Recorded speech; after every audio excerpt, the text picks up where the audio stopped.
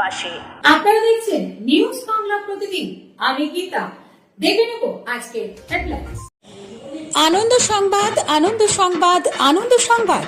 গত বছরের মতো এ বছরেও নিউজ বাংলা প্রতিদিন আয়োজন করতে চলেছে শারদ সম্মান 2025।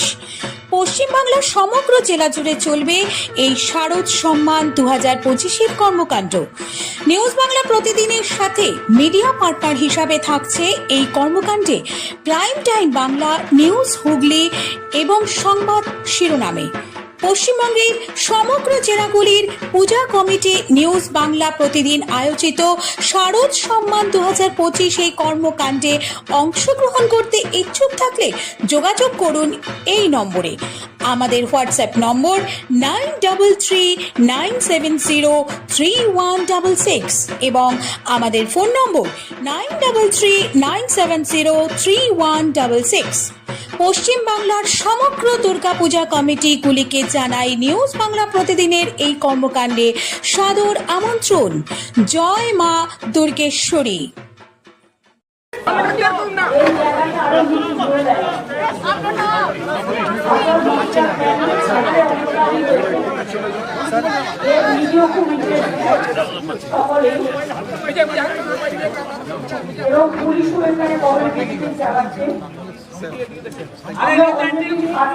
আস্তে আস্তে দীর্ঘ 20 বছর ধরে কেন্দ্রীয় সরকারের কাছে করেছিল, কিন্তু তারা কিছু করেনি।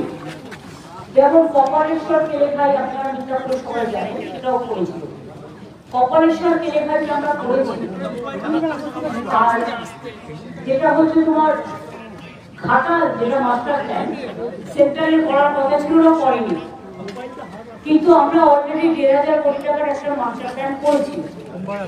তার মধ্যে এবছরের বাজেটে 500 কোটি টাকা রাখা হয়েছে এবং সেই 500 কোটি টাকার মধ্যে আমি বলে দিচ্ছি, দেখি আমাদের কাগজটা দিদি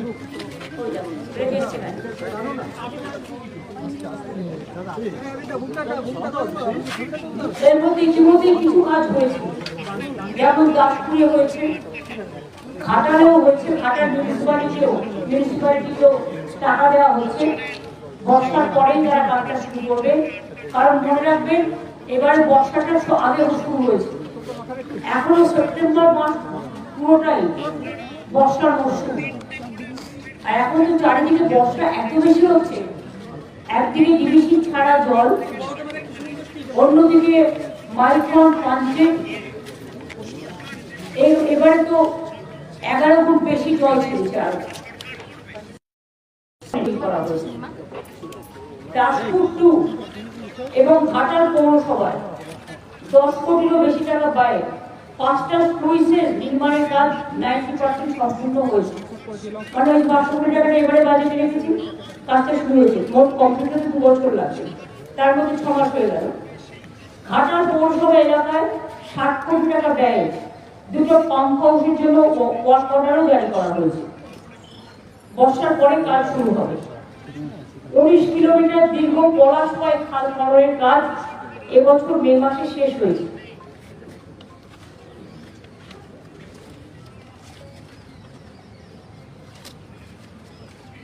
ওল্ড কোশি, সোনাতপা খাল এবং পুরানো সোনাতপা খাল সহ মোট 25 কিলোমিটার নদী ড্রেজিং এর জন্য অর্ডার দেওয়া হয়েছে।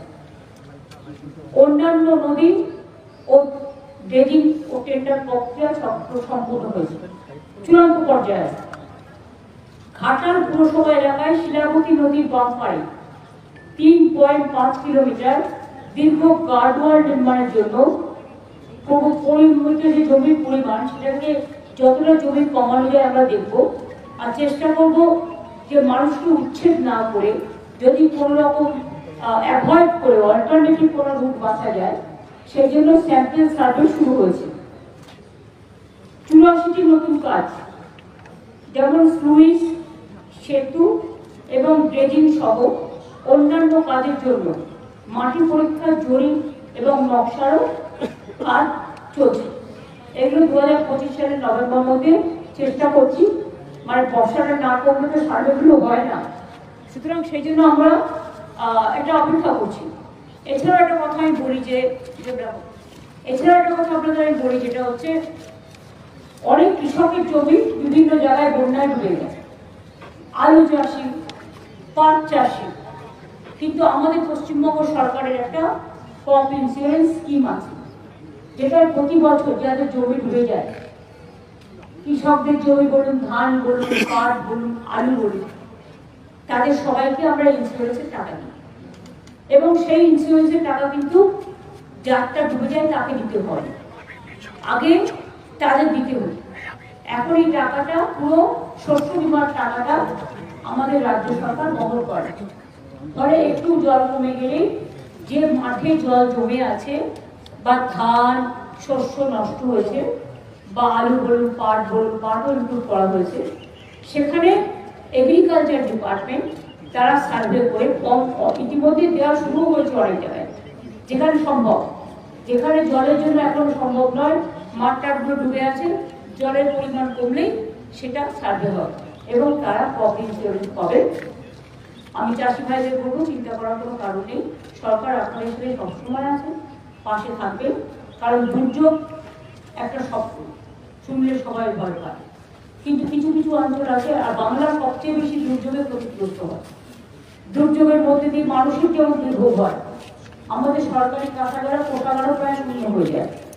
আগে ফ্লাড এফেক্টেড এরিয়ায় কেন্দ্রীয় সরকার টাকা দিত, গঙ্গা অ্যাকশন প্ল্যানে টাকা দিত, গঙ্গার ভাঙন রোধে, নদীর ভাঙন রোধে। এখন সব বন্ধ, সবটাই আমাদের নিজেদের থেকে করতে হয়। এবং আমাদের আপনারা জানেন 100 দিনের কাজের টাকাও দিতে হয়, কর্মসূচি যেটা আমরা করছি সেটাও বন্ধ। গ্রামীণ রাস্তাও আমরা তৈরি করি, পথশ্রীর মাধ্যমে যতটা পারছি কেন্দ্রীয় সরকার বন্ধ করে দিয়েছে সব। এছাড়াও বাড়ি আমরা আগে করেছি, বাংলার বাড়ি যেটা গ্রামীণ আবাস যোজনায় হতো 45 লক্ষের মতো, আর এবছরও 12 লক্ষ করা হয়েছে মাটির বাড়ি, পাকা বাড়ি করার জন্য টাকা দেওয়া হয়েছে। এছাড়াও আরো 16 লক্ষ মানুষ যাদের লিস্টে নাম আছে তারা পেয়ে যাবে, ডিসেম্বরে হাফ টাকা পাবে, মেতে তার বাদ বাকি টাকাটা পাবে। আর তারপরেও যেটুকু বাকি থাকবে সেটা আমরা বছরে বছরে করে দেবো।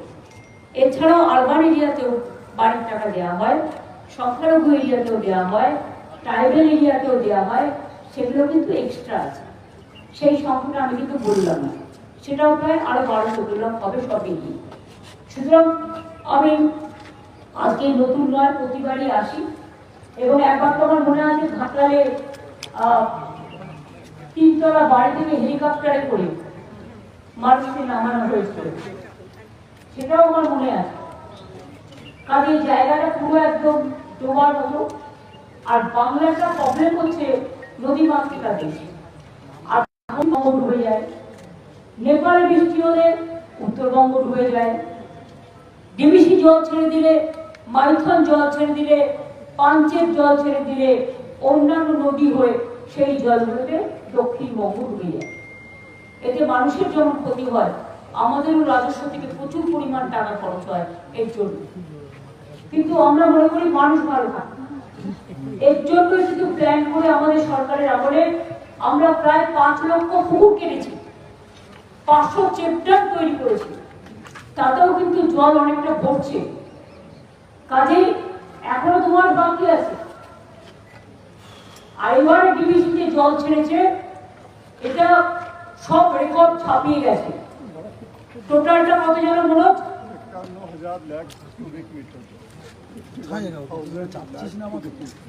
51,000 লক্ষ কিউবিক মিটার জল ছেড়েছে। কেন ইমাজিন, মানে ঝাড়খণ্ড যেন না ডোবে, বাংলা যেন ডোবে। তো তোমরা ড্রেজিং করছো না কেন? ওখানে ড্রেজিং করলে প্রায় 10,000 কিউবিক মেট্রিক টন জল ধরতে পারে, কিন্তু ওরা 20 বছর ধরে ড্রেজিং করেনি। মাইথন, পাঞ্চে বর্ষা হলে জল ছেড়ে দিচ্ছে বাংলায়। তো বাংলার কতটা সইবে? এই অত্যাচার আমরা সইব না। আগামী দিন আমি 2026-এর নির্বাচনের পরে এই ডিবিসির জল আমাদের এখানে ছাড়লেই কি করে ডিবিসির জলটাকে আটকানো যায় তার প্ল্যানিং আমরা করব। এতে টাকা লাগবে, বাট আমাদেরও দরকার হবে একটা ড্যাম করতে হবে, ওইদিকে জল ছাড়লে আমরা আমাদের ব্যাগে দিয়ে আমরাও জল অন্যদিকে পাস করবো। কারণ যতক্ষণ একটা কথা আছে প্রবাদ, শিশু না কাঁদলে মা দুধ দেয় না। বলতে বলতে বলতে বলতে যখন ফেড আপ হয়ে গেছি, তখন এবার action is our reaction. We have to wait for that. আমরা উইল প্ল্যান ফর নেক্সট। এটাই আমাদের গেম প্ল্যান। আসাম 2 রাজ্য, আসাম সরকার টাকা পায়, দিয়েছে, বিহার দিয়েছে। বাংলা তো বঞ্চিত না, বাংলা হচ্ছে সব সন্তান। বাংলার সাথে সবসময় বিভক্তি সুলভ আচরণ। দেখছেন তো, আমি সাথে বিদ্যাসাগরের বাড়ি ওখান দিয়ে এলাম। যিনি বাংলা ভাষার উৎপত্তি স্থল থেকে নারী শিক্ষা, মহিলা বিবাহ সবকিছুই করেছিলেন, বাল্য বিবাহ রোধ, রাজা রামমোহন রায়ের সতীদাহ সংস্কার, রবীন্দ্রনাথ ঠাকুরের জাতীয় সঙ্গীত, বঙ্কিমচন্দ্রের বন্দে মাতরম, নেতাজি সুভাষচন্দ্র বোসের জয় হিন্দ স্লোগান, মাতঙ্গিনী হাজরার পিঠামণি ব্রিজ, আগে যখন ইউনাইটেড মিদনাপুর ছিল, তাম্রলিপ্ত সরকার, ভারতবর্ষে যখন 3টে স্বাধীন সরকার গঠিত হয়েছিল দেশ স্বাধীনের আগে, একটা ছিল বালিয়া, আর একটা ছিল সাতারা, আর একটা ছিল এই তাম্রলিপ্ত সরকার। সব ভুলে গেছে। এখন বলছে বাংলা ভাষারই নাকি কোনো অস্তিত্ব নাই, বাংলা বলে কোনো ভাষা নেই। আবার বলছে টুইট করে, আমি কেন বলেছি তাই আমাকে ন্যাশনাল সিকিউরিটি অ্যাক্টে অ্যারেস্ট করা উচিত। আমি যা ইচ্ছে করে যা, আমি বলবই। আর একটা কথা হচ্ছে এসআরের নামে, স্পেশাল ডিভিশনের নামে এনআরসি করার একটা প্ল্যান চলছে। সবাই কিন্তু যার ভোটার লিস্টের নাম আছে আছে, আবার নতুন করে হবে। এমন কেউ যেন বাকি না থাকেন যে ভোটার লিস্টের নাম তুলবেন না, প্রত্যেকের নাম তুলবেন। আর যেখানে দেখবেন নাম বাদ দেওয়া হচ্ছে, সেখানে কি করে নাম তোলাতে হয় আপনারা যাবেন, দরবার করবেন। আমরা সম্পূর্ণভাবে আপনাদের সাথ দেব। মানুষের নাম বাদ দিয়ে তাদের বাংলাদেশ পাঠিয়ে দেওয়া আর ইন্ডিয়ান লোকেদের বাংলাদেশি বলা, যারা ভারতবর্ষে সেটেল হয়েছে, যাদের এপিক কার্ড কে করেছিল ইলেকশন কমিশন, তারা আজকে কেন হবে না?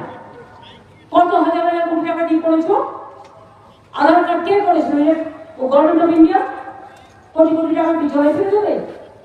সেই টাকাগুলো দিয়ে তো জল বন্ধ কি করে হয়, বন্যা, সেটার জন্য কাজ করা উচিত। রেশন কার্ড হবে না, আধার কার্ড হবে না, এপিক কার্ড হবে না, তো কি হবে? 50 বছর আগে তার মা বাবা মরে গেছে, তার বার্থ সার্টিফিকেট চাই। তো তোমাদের বার্থ সার্টিফিকেট আছে তো? এটা পুরো একটা প্ল্যান্টেড গেম। এবং প্ল্যানটা তৈরি করেছে double engine Sarkar, government of India, election কমিশনকে সাথে রেখে। আমরা এটা মানবো না, আমরা এটা সইব না, আমরা এটা মানছি না।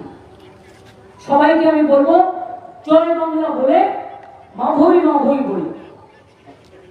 ভোটার লিস্টে সবাই নাম তুলবে, আমার নামে রেকর্ডে আছে, এই ভুলটা করবেন না। কারণ নতুন করে হচ্ছে, এটা একটা প্ল্যান মানুষকে বিতাড়িত করা। আসামে 7 লক্ষ হিন্দুদের নাম বাদ দিয়েছিল। হিন্দু, মুসলিম, মতুয়া, রাজবংশী, দলিত, আদিবাসী, মহিলা, কাউকে বাদ দেওয়া হচ্ছে না। সুতরাং এই দিকেও আপনারা নজর রাখবেন, আমরা তো নজর রাখছি। আমি কটা কথা বলে গেলাম, কারণ সাংবাদিকদের সাথে এর আগে আবার যেহেতু মিট করার সুযোগ হয়নি, আজকে মেদিনীপুরে ফিরে যাবো, আর কালকে আমি ওখান থেকে ঝাড়গ্রাম যাবো। कोच बिहार में आज एक रेसिडेंट को एनआरसी नोटिस फिर से दिया गया है, क्या? देखो असम गवर्नमेंट कैसे दे रहा है। असम गवर्नमेंट हम बंगाली में बोलेगा, आप हिंदी में ट्रांसलेट करो। अगर वो लोग बंगाली को पसंद नहीं करते तो हम बांग्ला में जरूर बोलेंगे। बांग्ला भाषाয় বলছি, এনআরসি নোটিশ রাজবংশকে দেওয়া হয়েছে, শীল পরিবারকে দেওয়া হয়েছে, মধুয়াদের উপর অত্যাচার হয়েছে, মহারাষ্ট্রে কুচিয়ে কুচিয়ে খুন করা হয়েছে, গুজরাটে অত্যাচার হয়েছে, রাজস্থানে হয়েছে, মধ্যপ্রদেশে হয়েছে, উড়িষ্যায় হয়েছে, গুরগাঁও তো এখনো অনেকে জেলে আছে। আর এত বড় সাহস বলছে বাংলা বলে কোনো ভাষাই নেই। যে বাংলা ভাষা স্বাধীনতার জন্ম দেয়, যে বাংলা ভাষা জাতীয় নবজাগরণের জন্ম দেয়, যে বাংলা দেশকে স্বাধীন করে, যে বাংলা সারা পৃথিবীতে পঞ্চম আর সারা এশিয়াতে দ্বিতীয়, আমি অন্য ভাষা বলতেই পারি, আমার কোনো আপত্তি নেই, সবাইকে আমি সম্মান করি, কিন্তু আমার নিজের মা বলতে শেখা ভাষা আমি মা বলতে পারবো না, এটা কখনো হয় না। একটা শিশু জন্ম নিয়ে ফার্স্ট মা বলতে শেখে। হ্যাঁ, মাকে কেউ মাদার বলে, কেউ আম্মা বলে, কেউ মাম্মা বলে, নানা ডাকে ডাকে, কিন্তু মা তো মাই। মাতৃভূমিকে রক্ষা করার শপথ আমাদের সকল। दीदी ये बंगाली अस्तित्व को खत्म करने की कोशिश की जा रही है।